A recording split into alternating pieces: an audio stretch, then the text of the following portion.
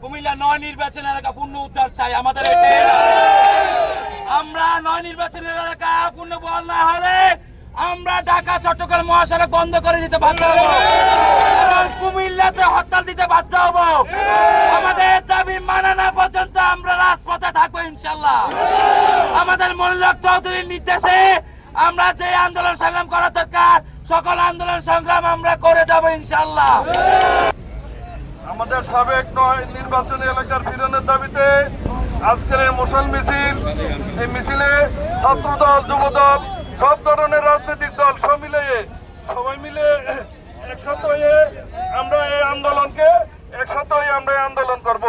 আমাদের সদর দক্ষিণ উপজেলা, লালমাই উপজেলা, মহানগরের ৯টি ওয়ার্ড আমাদের ৯ নির্বাচনী এলাকা ফিরিয়ে না দিলে আমরা বুকের রক্ত দিয়ে আমরা ফিরিয়ে আনবো।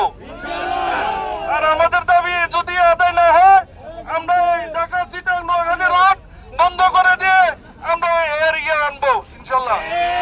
মনিরুল চৌধুরীর প্রতিহিংসা হয়ে অতীত আসন ভাগ করা হয়েছে, এবারও ভাগ করা হয়েছে। আমরা ৯টি ওয়ার্ড এবং সদর দক্ষিণ, লালমাই উপজেলা মিলে আমরা সবাই একটা পরিবারের, আমরা সবাই আত্মীয়তা সম্পর্ক। এই আসনকে খণ্ড করার জন্য, মানুষ উন্নয়নকে ব্যাঘাত করার জন্য একটি চক্র কাজ করতেছে।